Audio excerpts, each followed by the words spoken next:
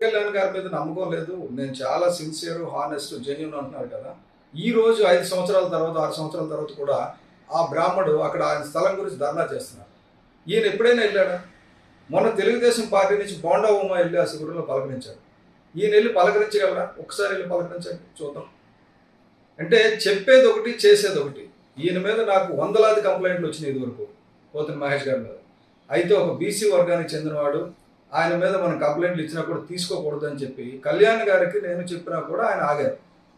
కాబట్టి ఎప్పుడు కూడా ఆలోచించాల్సింది ఏంటంటే మన కంట్లో దూలం పెట్టుకొని ఎదుటి కంట్లో నలిసించకూడదు అంటారు కదా. ఫస్ట్ ఆఫ్ ఆల్ మిమ్మల్ని మీరు ఒకసారి సరి చూసుకుని పోతిన మహేష్ గారు, మీరు జన సైనికుల్ని, వీర మహిళల్ని సరిగ్గా గుర్తించి సరైన వాళ్ళని ఎంకరేజ్ చేశారా?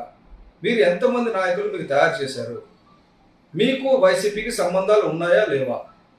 ఇవి తెలిసిపోతాయి. ఎందుకంటే ఇంకొక 2 రోజుల్లో మీరు ఎక్కడ ఉంటారో నాకు తెలుసు. ఇవాళ సాయంత్రం ఆల్రెడీ నిన్న నెగోషియేట్ చేశారని చెప్పేసి కబుర్లు వచ్చినాయి. ఇవాళ మా పార్టీ పెద్దలు కూడా అడిగినప్పుడు నేను అదే చెప్పా. ఇంకా అంటే నాకు వెళ్తున్నట్టు వస్తున్నట్టు తెలుస్తుంది కానీ ఈయన గురించి పూర్తి వార్తలు రాలేదని. నేను చెప్పేది ఏంటంటే ఇలాగ మీలాగా టికెట్ ఆశించో రాకపోతే ఏదో ఆశించి వచ్చిన వాళ్ళు పోతారు తప్ప పవన్ కళ్యాణ్ గారు వెంట నడిచే వాళ్ళందరూ కూడా జన సైనికులు, వీర మహిళలు నిస్వార్థంగా నడుస్తారు. వాళ్ళకి టికెట్ ఇస్తే ఒకలాగా, టికెట్ ఇవ్వకపోతే ఒకలాగా. మొన్నటి వరకు పవన్ కళ్యాణ్ గారి గురించి ఒకలాగా మాట్లాడారు. పవన్ కళ్యాణ్ గారికి ఏం చేయాలో ఎలా చేయాలో తెలుసు. కాబట్టి ఆయన ఏం చేసినా చెప్పినా సరే అనేటట్టయితే ఉండండి. లేకపోతే మీ ఎజెండాలు పెట్టుకుని వచ్చారు కదా, ఆ ఎజెండాలు వెళ్ళిపోండి, ఏం పర్వాలా.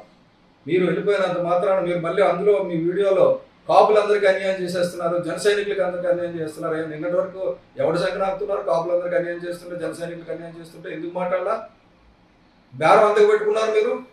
సుజనా చౌదరి వస్తే ఒక డబ్బులు ఇవ్వాలా, లేకపోతే ఇంకోటి వస్తే డబ్బులు ఇవ్వాలా. డబ్బులు ఇస్తే మీరు రాజకీయం చేస్తారా? ఎంత చేస్తారండి? ఎన్నాళ్ళు చేస్తారండి ఇలాగా ఇటువంటి రాజకీయాలకి ఇంక తెరపడబోతుంది. నూతన రాజకీయాలు తెరతీస్తారు. విజయవాడలో జనసేన పార్టీ మీరు వెళ్ళిపోవడం వల్ల బలపడిందని చెప్పి దృఢంగా నమ్మిన వాళ్ళు నేను మొదటివాడిని. జై జనసేన.